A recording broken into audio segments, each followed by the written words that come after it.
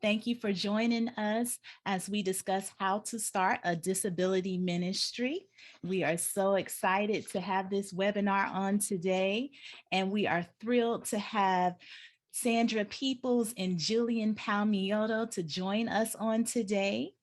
I also would like to recognize our board members who are unable to be here today, Yolanda Pretlow and Dorothy Mack. So this webinar that we're hosting today is a part of the Autism Faith Network's Accessible Faith Initiative that we host each year in April in honor of Autism Awareness Month. And we are so excited to have this today. Thank you to everyone that has joined us. And I am going to introduce our amazing panelists for today. First, we have Sandra Peoples, who is a special needs mom and sibling. She and her family live outside of Houston, Texas, where she serves her church as the inclusion coordinator for special needs families. She is the special needs ministry consultant for the Southern Baptist of Texas Convention. And in that role, she helps churches around the state start and strengthen their disability ministries. Sandra also teaches a disability ministry cohort through Gospel-Centered Family twice a year.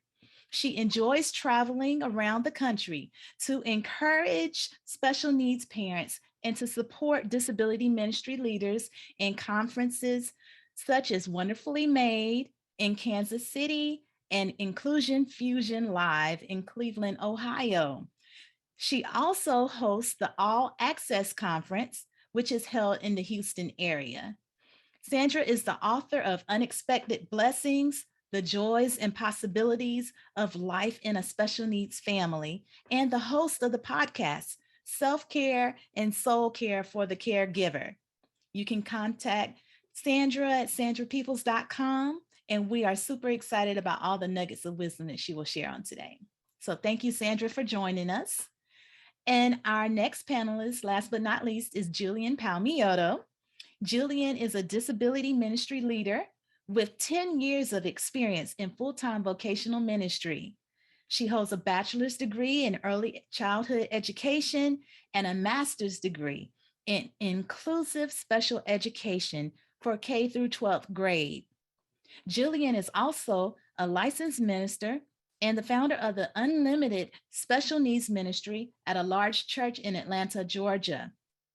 In 2016, Jillian began the Together Conference, which is a national training conference that equips leaders to include students with disabilities in faith communities.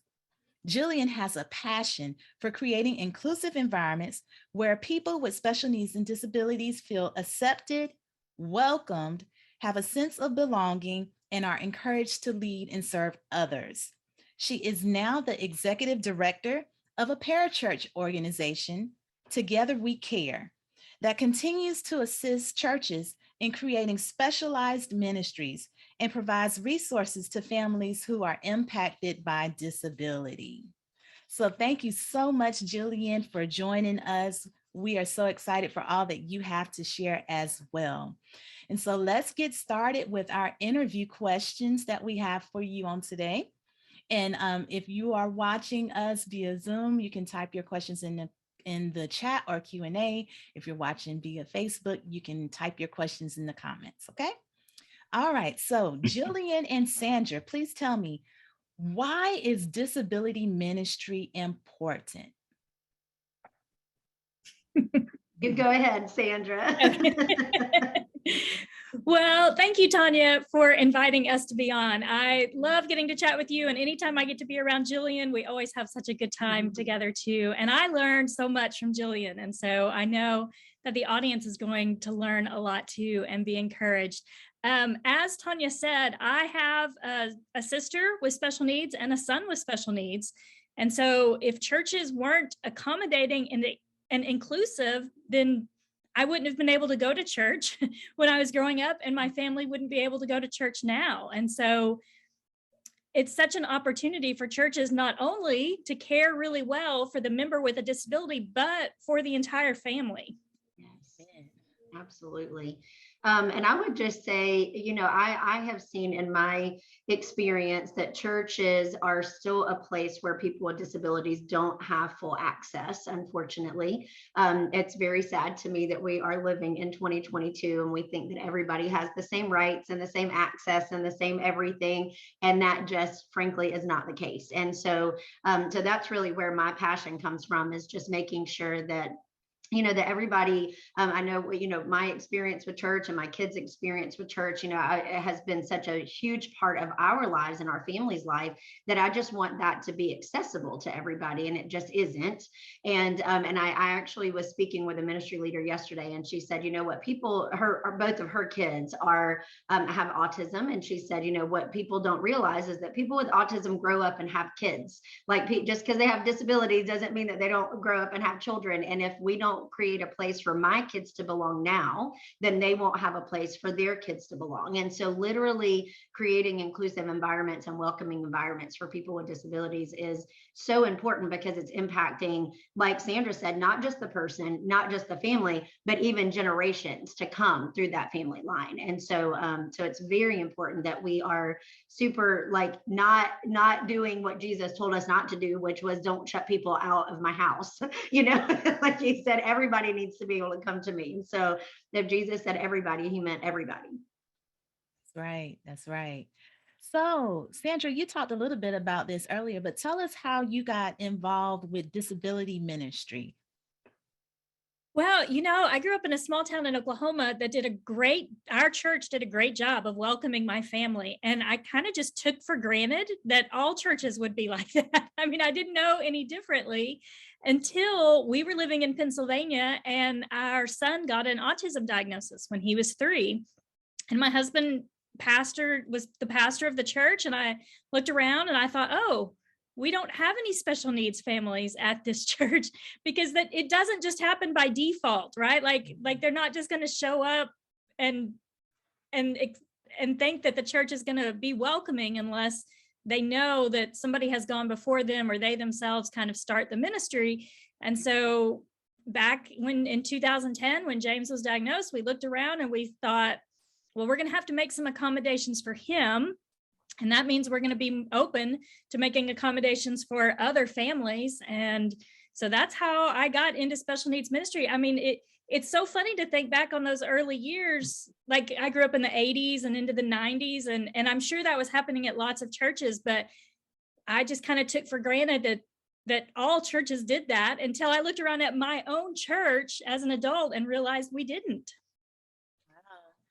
And Jillian, what about you? Tell us about your experience with it. Well, my experience was that our family ministry director at our church was really trying his best to minister to a few families that we had who had kids with some various, with Fragile X syndrome, Down syndrome, autism, some various diagnoses, and wasn't really sure where to go. And literally, the Lord brought me out of the school system, and I wasn't sure where I was supposed to be going or what I was supposed to be doing. And he actually called me to interview to become the worship leader of our children's church, because that position was being that guy was going to another church to be a children's pastor. And he was like, you like kids, you're a teacher, you come to camp, you sing in the choir, sounds like you'll be a good fit. So and then in my interview, I literally was talking about kind of the day-to-day of just my advocacy work in the school system and, fighting for kids and making sure that kids got what they needed. And he was like, wait a minute, you're a special ed teacher? He was like, wait, maybe we hire you for special needs ministry. And I was like, great, what is that? And literally that was how our special needs ministry was born. And I was, I've been at my church for over 20 years, and was friends with all of those families who were bringing their kids that had special needs. And it just didn't ever, just like Sandra said, like it just never occurred to me that we even really needed anything until I started going to them and saying, are we really doing everything as a church that makes you feel like you belong? And the answer, even though they had been coming to our church for a long time and were accommodated for kind of, and they felt like that was their church home, the answer to that question was no. And so I was like, okay, we really need to do the work that we need to do to make you feel like you belong and to make you feel like you can be part of everything that we offer at this church. And so that was kind of the beginning stages of the Unlimited ministry. Awesome. So let's talk about the building blocks of starting a disability ministry. And one of the things that's very important is buy-in from leadership. How do you approach your leadership at your place of worship on your ideas about starting a disability ministry? And how do you get buy-in from them? You married them, right, Sandra? Yeah. Yeah, I am married to my pastor, which makes some things easier, but we do still have to work on buy-in from the whole staff. I mean, like when we interviewed at the church that we're at now, we've been here about 5 years. And when we interviewed, my husband said, "Do you have a disability ministry?" And they said, "No." And Lee said, "If you hire me, you will. You have to, right? Because our family can't come to church unless there's things set up for our son." And so, I mean, even though I don't have to convince the pastor of the importance, the rest of the staff has to buy in and the whole church body has to buy into it. That's right. Yeah, that's so good, Sandra, because it is important, especially if you are, building inclusive environments in every part of your church, right? Like a lot of churches will start maybe with just the children's ministry or just the youth ministry or, just one ministry, but you have to always keep in mind with the vision of special needs ministry is the goal needs to be that it eventually kind of branches out into all of the ministry areas. So that includes events and women's ministry and men's ministry and young adult and whatever other kind of ministry and Bible studies that you have. But I would say leadership is definitely an important piece of buy-in. And with some churches, the organizational structure of the church is it's hard to get to that leadership piece sometimes. And especially if you're like a parent who is fighting for, your family to belong there, and you're like, "Hey, I will just do whatever I have to do to volunteer to set this up," and all of that. It's a little bit, you can be a little bit far removed from the eldership or the deacons or, or whoever is making those decisions. And so, from my experience, it was just a lot of education. It was educating the staff, it was educating the congregation, educating groups of people, even educating small groups of in our children's ministry and our youth ministry. Like, "Hey, we're going to have this friend that's going to join us today. He has Fragile X syndrome, and here's what you might see that might be different than what you're used to, and here's how you can be a good friend to him." Like, so just kind of doing a lot of that education piece in those small groups to help people understand how to be friends with people with disabilities, because a lot of them just don't know. So. And, you brought up a good point, about making friends. And then, Sandra, you brought up the part too about the entire church. And, everyone at the church doesn't always believe the same thing. Sometimes people have different teachings that they come from and they bring that with them. So how do you deal with church members that may have different thoughts about autism or disability, that may see it as a sin or, a form of demonic possession? I mean, that was recently a discussion about that in the news where a pastor had alluded to that in one of his sermons. And so how do you deal with church members or even church leadership that have those thoughts? Yeah, I think a lot of people don't have a theology of disability until they have to have a theology of disability. They don't read scripture like we do, looking for people with disabilities and how other people interacted with them. And so we know, we go to John 9 and we see how Jesus and was walking with the disciples, and they saw a man who was born blind, and the disciples themselves asked Jesus, "Whose fault is it that he was born blind? His fault or his parents' fault?" And Jesus said, "It's neither fault." It's not either him or the parents. And then we see in Exodus 4, when God's talking to Moses, and God says, "I make man mute or blind or seeing or deaf. I have control over that. That's over my sovereignty," which means those things are working out for his good and his glory. And so sometimes, I mean, we have to bring people back to what scripture says, that we know is true, and show them examples like David and Mephibosheth. And how did David treat this boy who'd been crippled? He invited him to the king's table and they ate together. And so that's what Jillian was talking about, that friendship, those relationships happen with exposure. And so the more I bring James to church and the more we show up and the more other families show up, they're exposed to families like mine. And then friendship, like Jillian said, starts. And that's really where change can be made. Yeah.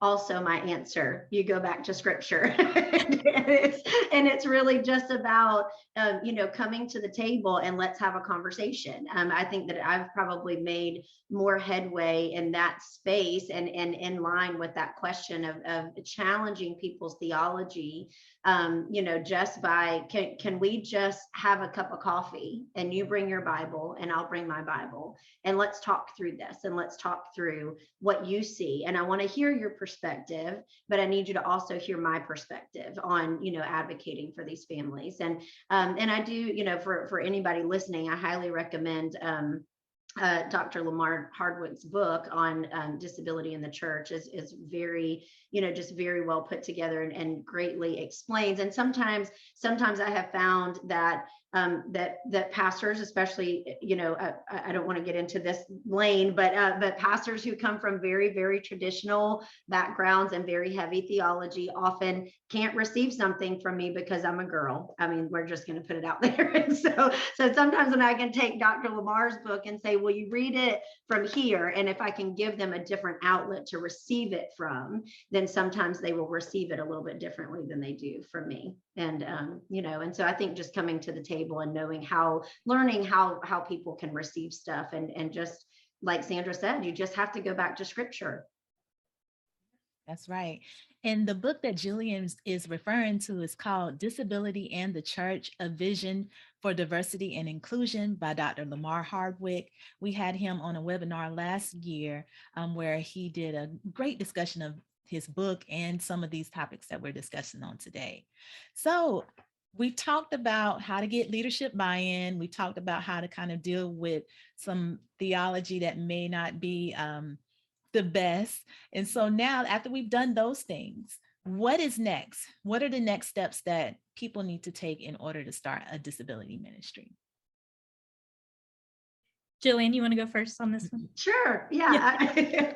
I would just say, well, of course, number one is pray, right? You just have to pray. You have to know your congregation. I know when we started out our ministry, we literally spent 9 months not really changing anything yet, because we spent 9 months planning and interviewing and gaining perspective from everybody that was involved. And I think that was one piece that made our ministry very successful, was just, again, coming to the table and hearing, what are the fears and the things that they're excited about. We talked to volunteers, we talked to small group leaders, worship leaders, children's pastors, music directors. We talked to everybody who was involved, which really helped us, number one, get that buy-in from the whole church community. And number two, really helped us to develop something that was going to work for everybody. And but it was very important that we gained the perspective of the families and really heard what it was that our church was doing that was maybe causing harm to that family, and unintentionally, of course. I think most churches are good at the heart, and they don't set out to harm people or cause any kind of hurt, but in some of their actions or things that they do or things that they don't do can cause some harm. And then just kind of really mapping out a good plan where you don't jump in so head first that you're not serving people well, but that you're mapping it out well in very, for me, it had to be, just because of how I'm wired, it had to be kind of some methodical growth, of how can we grow and plan. And one really great piece of advice that my family ministry director gave me whenever I first started planning was, he would come to me, I would go to him with an idea. And I would say, okay, we have these 5 families that I'm trying to plan for, but I'm really trying to think bigger. And I'm really trying to plan for like 20. And he was like, no, ma'am. And he goes, everything you plan, you need to plan for 200, because we need to know that the ministry is going to survive and the ministry is going to serve people well if we have a busload of families that shows up on a Sunday morning. And so everything that you do, you run it by the, will this work for 200 people? And everything that we built and everything that we envisioned and wrote down, all was with that intention of, let's build this for 200. And I think that's why our ministry, by the time that I left that position, our ministry was serving 170 families, because we didn't have to do a whole lot of the, oh my gosh, we got to a stopping point, now we got to start over. So I went a little bit off track, but I would just say, you know, for 3 bullet points, right? Pray, write down the vision, and start gaining perspective of everybody who's involved. Yeah, I think that's great. You guys may remember, like right before COVID hit, Lifeway did a poll of pastors. They asked, I don't know how many pastors, is your church welcoming of special needs families or people with disabilities? And 99% of pastors said yes. And those of us in the community were like, no. And so you don't know what you don't know, right? Like a church thinks I have a ramp, or I have a handicap accessible bathroom, which makes me able to welcome people with disabilities, right? Yeah. And so Jillian hit the nail on the head. You asked the families who are already part of your church, what are we doing well and how can we improve? Now, I have served in different contexts than Jillian has. Our church in Pennsylvania was about 125 people, and our church here is 300. And so like our whole church is about the size of Jillian's ministry that she was dreaming for. And so, you know, just the scale of it, but the heart of it is the same. You serve the families that show up, you do the best that you can. My ministry and Jillian's ministry both were hybrid ministries. So we had buddies, we had a sensory room, we had both of those. And so we figured out what families needed, and we placed them in the ministry that was the most effective. We say, where can this child best hear and respond to the gospel in a way that they're comfortable? And so sometimes, like for my son, that's in a classroom that's designed just for him, but for lots of kids, they just need extra buddy help. And so they're part of the larger children's ministry or youth ministry, and then they just have somebody alongside who helps them out. And so I love that disability ministry is so creative. Every family that comes in, you just kind of say, what do you need? How can we help? And then you design that ministry around each family. And then of course, Jillian's dreaming for every family that could possibly come in. And that's an awesome, I mean, that when you can get to that point of forward thinking, outreach, then you have really arrived. And you're making a difference, not just in your church, but your whole community at that point. And that's the goal that all of us are working toward. Yeah. And I love that you all talked about customization, you know, customizing your ministry to the people who are there, and to those like Jillian planning for those who may come in the future, because, you know, sometimes people think, oh, well, I just need to do this one thing, but there are many different ways that you can serve those with disabilities in your places of worship. Yeah. So my next question is, how do you find curriculum for those who may learn differently? Like, how do you get the materials that you need to teach them effectively? Do you mind if I go first again, Sandra? So we tried in the beginning, you know, adapting all the curriculum and all of that kind of, and finding adapted curriculum. It's just so hard to do to find one curriculum that's an adapted curriculum that fits all of the needs. There are some things out there. For our particular church, we found it best to just have a person who we could send our preschool and our children's lesson and our youth lessons to the person like on Thursday, and they would look through, and who knew who the kids were that needed those modified lessons. And much like Sandra's, you know, our ministry is largely inclusive, and so the more inclusion you can do, the better, because then you don't have to change the curriculum necessarily. You really just accommodate the environment to make them receptive to the gospel, like she said. But in those instances, when you do need a separate classroom or a modified curriculum. We just asked a special ed teacher, would you take a look at this? You know, the 4 or 5 kids that are going to be in that classroom, would you write an adapted curriculum and just give the, you know, the volunteers some suggestions on how to adapt it on Sunday? That was what worked really well for us. Now for our adult ministry, I'll give a shout out to Ability Ministry over there with Ryan Wolf. They write a really great curriculum for adults that we actually purchase and use, and it works beautifully for our adult population. And so that's kind of how we approached it. Yeah, and we approach it really similarly. That's a hard word. Our church uses Lifeway curriculum in most of our classrooms, and Lifeway has special buddies curriculum for special needs classrooms, and then they have an access curriculum for adults. And so our teenagers and young adults use that curriculum. We don't use the special buddies because it doesn't teach the same lessons that the rest of our children's ministry are doing. Mm-hmm. And when we talked to the parents, it was important to them that the students in our sensory class were learning the same thing that their typical siblings were learning. And so similar to what Jillian does, we just use, like, we may have a classroom of elementary age students, but they are more receptive to that 3 to 5 year old curriculum. And so we just use the curriculum from a classroom and we make some adaptations. And then our kids who have buddies, those buddies help them make changes. So if, like, say they're doing an activity sheet and it's a fill in the blank and it's a child with dyslexia and he can't spell the word right, we either give him a word bank or the buddies right there saying, oh, I before E, or, you know, whatever little thing. And so sometimes it's just as easy as they're doing the same curriculum or the same lesson. We're just making the accommodations that they need so that they are able to understand it. Yeah.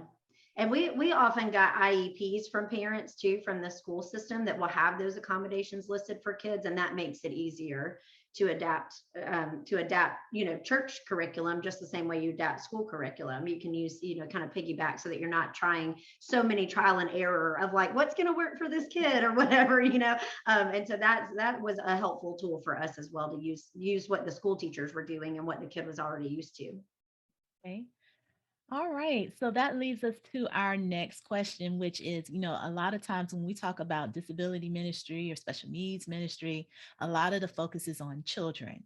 So how do you create opportunities for adults with disabilities to be included into different aspects of the ministry?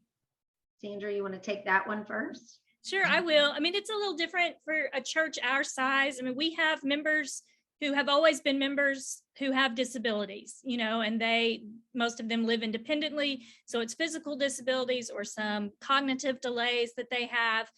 And they're part of the men's ministry and the choir, and they're just fully included in everything we do.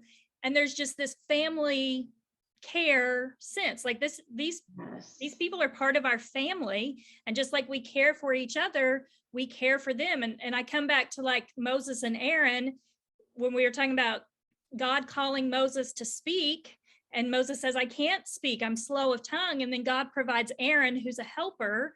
And so I feel like our churches are designed that way. If somebody has a weakness, somebody else has a strength. And so they come together, hopefully, so that everybody feels included. I think there are, like, I have a sister with Down syndrome who's 44, and she goes to the Sunday school class with my parents because there isn't a Sunday school class that she's comfortable in. And so there's lots of opportunities for growth in that area. There's lots of churches that have partnerships with group homes, independent living places, and they have a large group of adults with disabilities who come in and they can create classes for them. The oldest specific class that we call it our teenage and young adult class. And so if they're beyond like that stage of needing a separate space, then they're in class with everybody else. Yeah.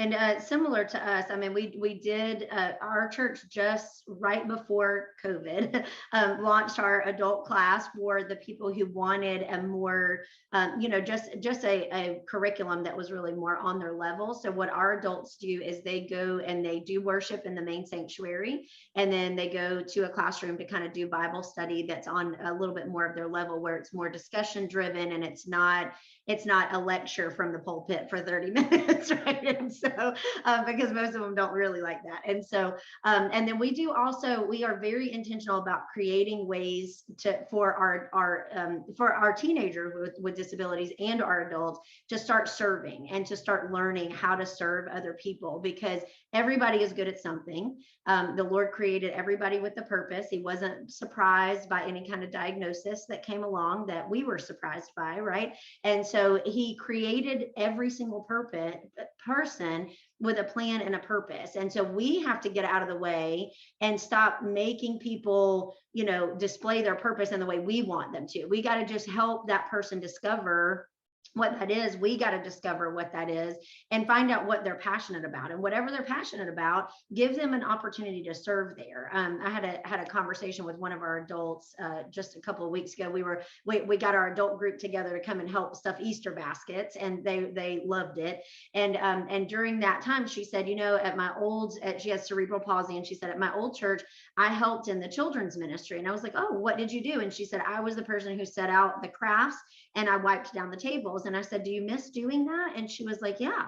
And so you better believe the next day the church got an email from me saying, we need to have a meeting because she wants to serve in the children's ministry, And so it's just about finding ways that they can get involved and serve, because they want the same things that we want. They want to be able to feel needed, and, and they want to be able to give back to the kingdom with their gifts and talents too. So.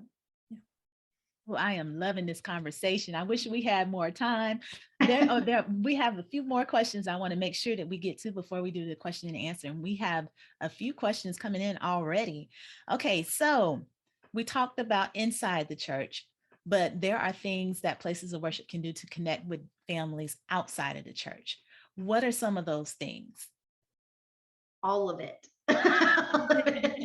Helping with funding, helping with caregivers. I would say probably the biggest thing that you can do is start researching organizations that are in the area that the church can partner with, because constantly families are needing caregivers for respite care. They need funding for respite care. They need help with finding Medicaid waivers, federal funding, state funding, all of those kind of things that are there to support.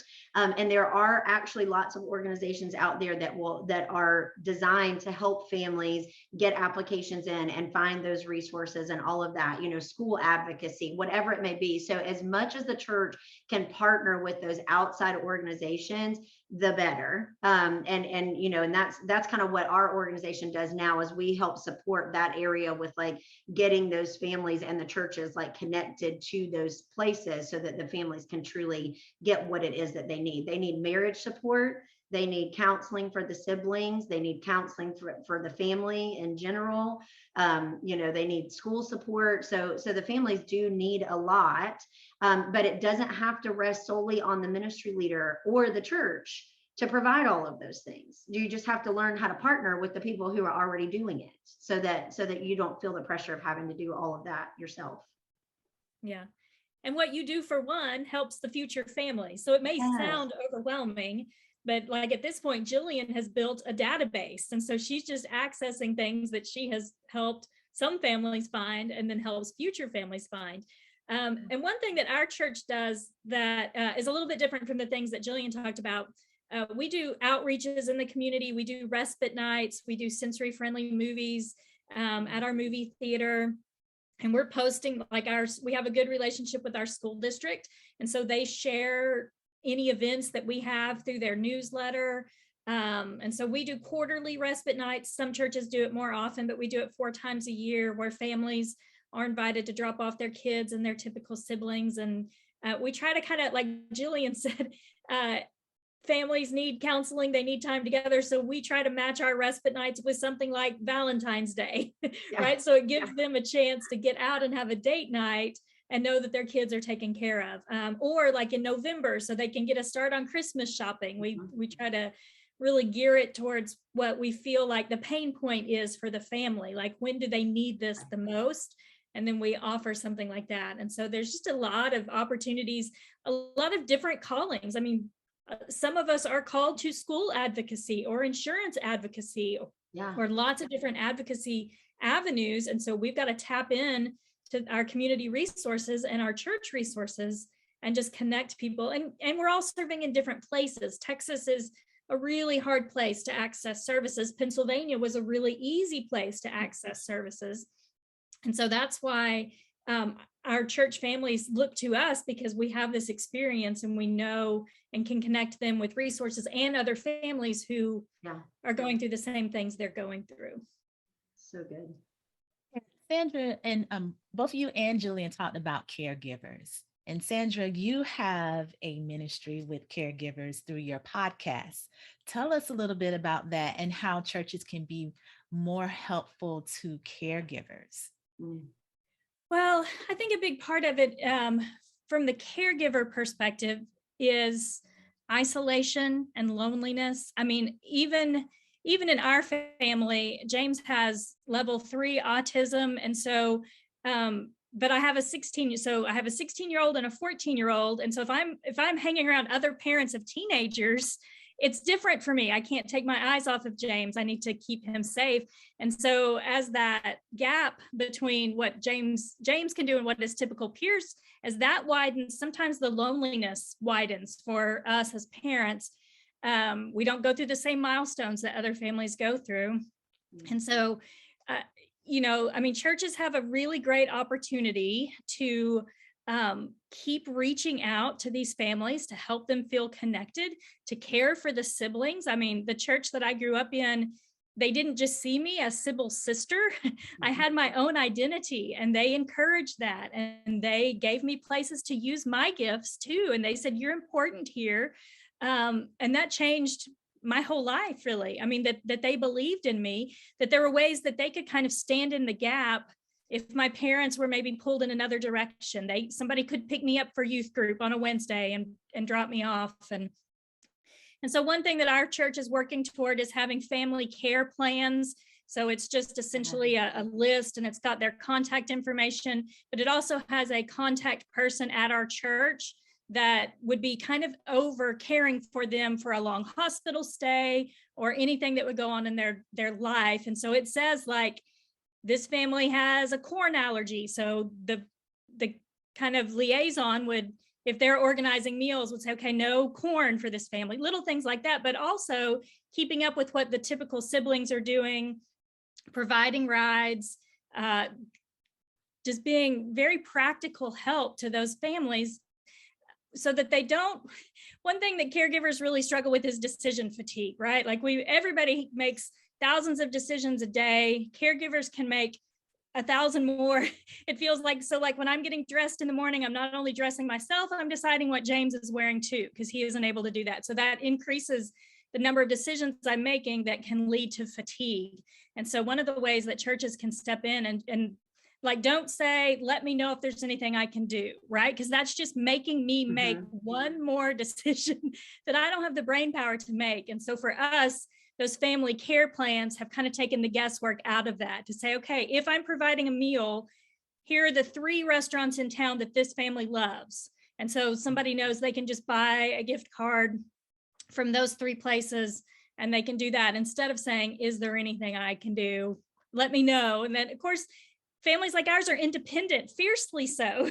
So we're not always going to admit when we need help. And so sometimes the church has to kind of push through that everything is fine facade that we put on, and just help those parents get real and feel comfortable. Oh man, I love that. I love the family care plan. Yeah. Now I'm going to ask every church to do that. That's so good. Yeah, because they really do, like, they need that practical help, and it is really so hard. Like, that's what I experienced too, watching our families and kind of doing life with them, is around those high school years. That's when you start to see the separation, you start to see the isolation. Once the school and medical support goes away for these individuals at age 21, literally we see families lose their entire support system overnight, and most of them are not even prepared for that. And so really just building, you know, those safety nets of people at your church around the parents, around the siblings, and around the individual, to say, you know, people who can really read them and go, I see that you're saying that you're okay. I'm coming to pick your kid up on Friday because I don't really think you're okay. And special needs families do just they go into war mode like every day. And so they're just in that, like, okay, we're just in work mode from the time that we get up till the time that we go to bed. And they're just so used to having to do it all by themselves. And so the first hurdle is definitely, I totally agree with Sandra, is it's just getting them over the hurdle of being able to receive help. That is the first piece. And then I think once they experience it, then they're like, okay, there's no shame in this. There's no problem. Like, there are people who actually love me, who do actually have my kids' best interest at heart, but they become so protective of themselves and their children, and, you know, that they just really get very isolated. And so the more that you can build just pockets of people around everybody in the family, the better. Yeah, absolutely. All right. Well, we are getting a lot of questions in, and I want to make sure that we get to them. So I'm going to start with my questions, and I am going to start with our participant questions. And so the first one that we have is from Charles, and it says, as a parent or caregiver, how do you engage children's church youth leaders to integrate your child into the ministry? As a parent, I think it just takes a lot of advocacy. It takes asking and asking and asking and working with them, and being gracious and merciful in understanding that they're probably coming from a very different place of knowledge than where you're coming from. So break everything down to kindergarten level for them when it comes to knowledge about disabilities, and, you know, and just be willing to offer those suggestions. And if you see over time that that's not helping, then you might need to engage a third party somehow, like, you know, because sometimes what, you know, the same person asking for it over and over and over again can become white noise. And so sometimes you might have to bring a couple of other families along with you, or, you know, or somebody else that you can get that again, somebody that they will receive it from, you know, that but I think most people want to include, you know, I don't think that most pastors intentionally don't include, you know. And so I think people are open to it, but they're afraid of the unknown, and they don't know what they don't know. And so we just really need to help with that education piece, and giving those tips of how they can do a better job including. Yeah, I think so. I think that's what's great about this new generation, these young, like our kids here in high school and elementary school, they only know school right alongside their peers who have disabilities, which is very different than when we were in school. And, you know, like I would go days at school and not see my sister, and we were just in one grade apart, you know, because she was kept in her area and I was in the other areas.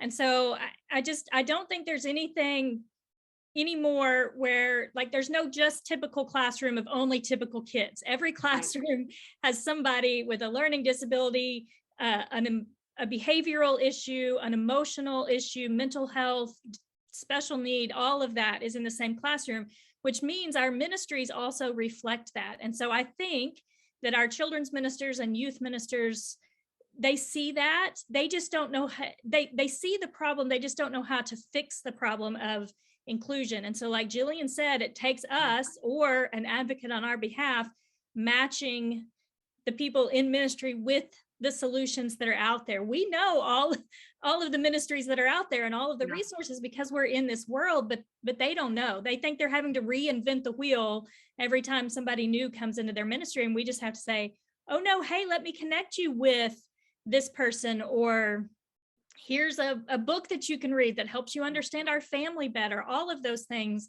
are steps that will help. Yeah. And invite them to the conferences. There's lots of disability ministry conferences now. And so, and do encourage those children and youth pastors to go to those, because a lot of times a church is not going to bring on a full-time disability, minister like right from the get-go. But sometimes if you can just help to educate those youth and children's pastors about how they can just accommodate things differently, they can make some simple changes that really is much more welcoming. Yeah, I do think that's the future. I think that's where we're going from now, is just every children's minister and every youth minister is going to need some education, whether that's, experiences at conferences or just disability ministry focused sessions at their conferences that they're already going to, and at the seminaries where they're being educated. That feels to me like the next step for us. Yeah. Yeah. So anybody who has a connection with seminaries, please start planting seeds, because they do need to start including that in the education piece in the colleges for sure. Absolutely. Okay. So we have another question from Gail. What tool do you use to evaluate if the special needs individual is understanding the gospel and if they are retaining the knowledge of who they are in Christ Jesus? Conversations. That's it. just ask them, and if you are communicating with a nonverbal child, then learn how they communicate. And if they're using an AAC device or whatever, and just see how. For me, it was just always observation and conversations with them, asking them questions about the lesson, or just talking about Jesus, and kind of just evaluating in that way, and having them have those conversations, like training the buddies to have those conversations, so that the buddies can also keep you kind of in the loop of if they feel like, because like Sandra mentioned about the gap with caregivers, that gap also happens a lot with kids, where you'll see this kind of progression of what they're talking about in youth ministry, middle school and high school, and then the progression of our kids with disabilities maybe isn't growing as fast. And so there might be some times that you need to like accommodate with a different classroom or adapted curriculum or whatever along the way. And so but I think it's just being in tune with the individual, and just making sure that they're getting something out of it. So I don't really have a particular tool other than knowing the person. Yeah. And at our ministry, we have, like Jillian mentioned, at schools, they have IEPs. We do ISPs, individualized spiritual plans. And so after we have gotten to know the student for a few weeks, we set spiritual goals for that student, so that the whole team, the teachers, the buddies, everybody can kind of understand what progress would look like. And so like for James, that means he's repeating a Bible verse, because he isn't able to memorize it and come back the next week, but he can repeat it as we break down one word. For some students, it's tell me one thing you learned today. But I think it's important to understand that God is at work, even in ways that we may not see or understand. And so my calling is to be faithful to teach the gospel to every student who comes in. God's job is to call that student to repentance through the work of the Holy Spirit. And so I feel like I'm partnering with the Holy Spirit and being faithful to my calling, but I try really hard not to judge my success or failure as a ministry leader over whether this child meets some kind of qualification I have put in there. I mean, like Jesus says, to become part of the kingdom, you have to have faith like a child. And sometimes we put too many definitions on what that should look like and feel like and sound like, when sometimes we just have to even surrender what our expectations are. We just are faithful to communicate, and we leave the results up to God, which is what we're doing for any kid, really, or any teenager. We some of our kids could answer every question we have right when they're 8, but when they're 18 or 28, they could be far from the church, or feel like they're outside of God's love for them. And so being faithful, I think, is what I try to focus on, and not so much success or failure. Yeah. Oh, that's so good. All right, we have another question from someone. I'll ask this question real quick. Denise asked if we can get a copy of the ISP. How can they get a copy? She can email me and I can send her, like I have a Google Doc that breaks out what it looks like. And so my email address, should I put it somewhere? Yeah, can you put it in the chat? And then, okay. oh, but say it out loud too, just in case someone's Okay. watching on Facebook and was wondering, well, what's that email address? Okay. So it's specialneeds@sbtexas.com. And that comes to me, and then I can share it with anybody who needs it. All right. Texas.com. Yes. So you can email Sandra at specialneeds@sbtexas.com, because Sandra is the, tell me your title again, because I'm getting ready to butcher it. I was looking for my cheat sheet. The Special Needs Ministry Consultant. I got it. I know. And it's Southern Baptist Convention of Texas, which is a mouthful. So I'm always impressed when anybody can get half of that out. Go big or go home in Texas, right? Okay, we have time for one quick question. This is from someone who is experiencing some resistance with having a disability ministry. Can they use these same building blocks to start something in an alternate setting? Yeah, I mean, Jesus never said where his church needed to be, so start it. And I would say just, people like me and like Sandra are available to help you guys with this thing. That's like where our passion is helping ministry leaders like understand that, and, helping you to timeline and things like that. And, and I think that you have to know your church culture. So I think you can start your disability ministries outside the church if you have to. But I do think it's important that we're always trying to push that inclusive model, because that is representative of our communities. Our communities are becoming more and more inclusive. And so we don't want to be part of more segregation, but you also don't want people to not get what they need. Right. And so I think if you have to start somewhere, then start with a Bible study. I mean, start with inviting 5 families to your house. Like start with meeting at a coffee shop somewhere, and and just continue to just, like I said, just continue to just advocate for that, and to advocate for those inclusion. And listen, what are they going to do if they show up to church? Like, hopefully they won't say you can't come here. Now that does happen sometimes in churches, but hopefully if I'm like, well, if they come, you're not going to stop them. So obviously, do maintain that protective mode for the families that you feel called to minister to. But yeah, if you got to start something somewhere, just say yes. And I have found that if I'm just willing to just say yes and just partner with the Lord, he provides everything that I've ever needed to be able to do what we needed to do for our families. So. Right. Sandra, did you have anything you wanted to add? No, I think that's good. I mean, we have a family, we tried to church plant a few years ago, and we tried to create this church from scratch that would be accommodating for people with disabilities. And that got misinterpreted as a church for only special needs families instead of an inclusive place.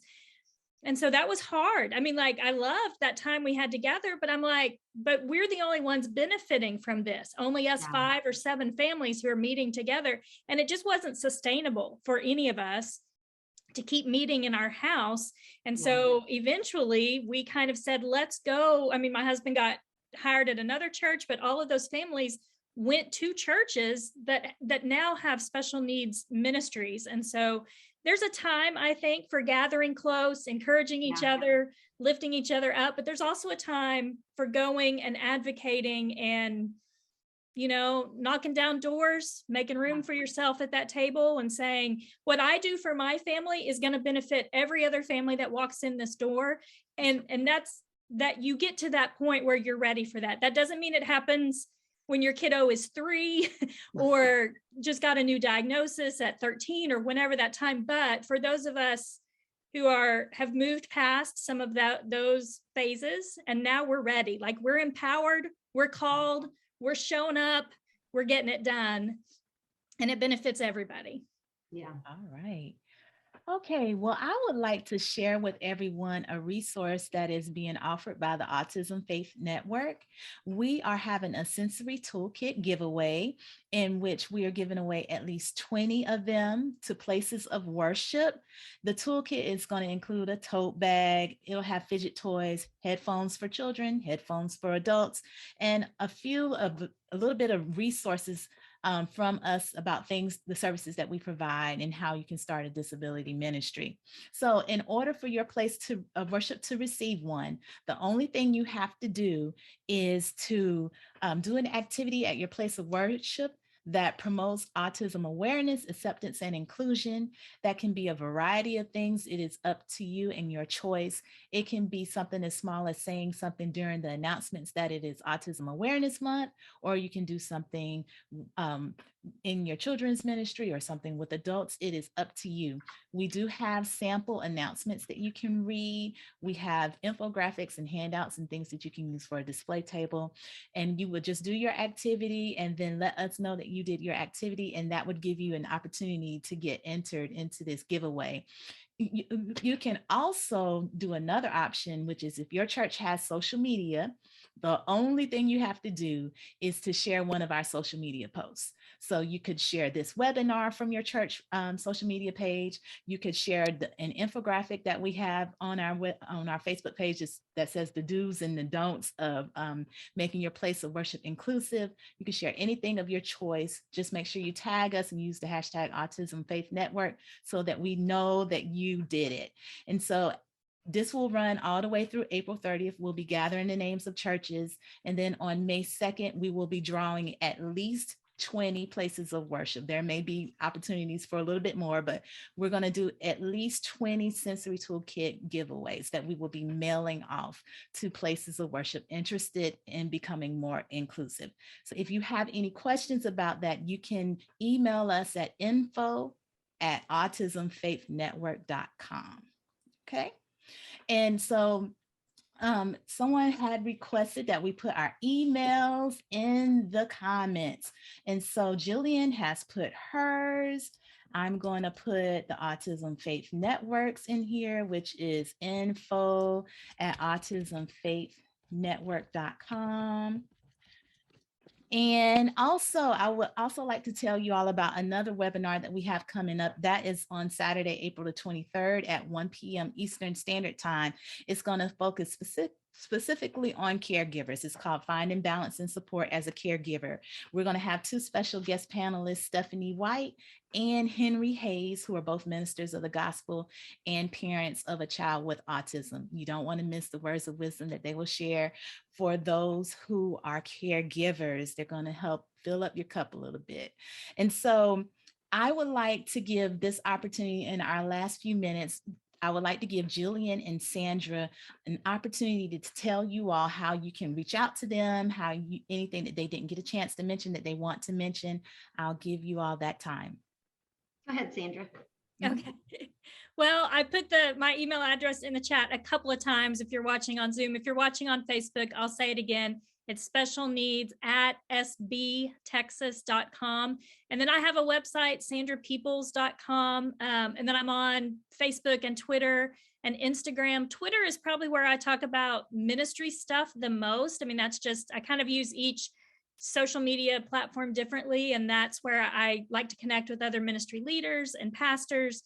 And so it's @SandraPeoples on Twitter. So if you're on Twitter, that may be the best place to connect. Great.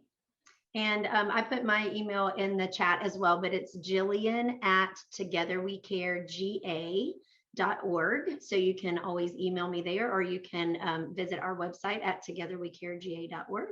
And yeah, and I am on social media sometimes, but usually it's at the last minute when I'm trying to share something, like I was sharing this webinar this morning. So All right. And you can reach us at autismfaithnetwork.com. We try to be on social media somewhat regularly, especially during April. Yeah. We each year in April, we do the Accessible Faith Initiative, where we host webinars and give resources to places of worship interested in becoming more inclusive for those with autism and other persons with disabilities.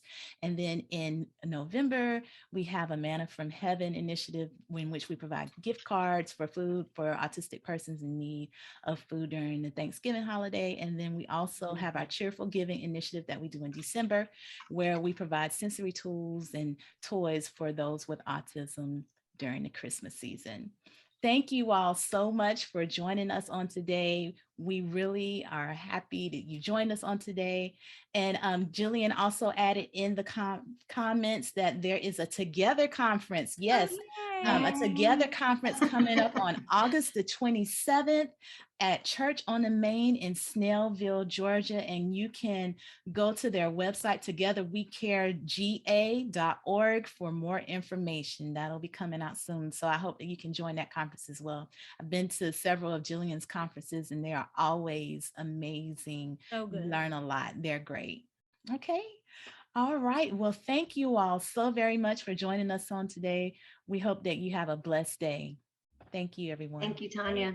All right, Bye, Sandra. Bye.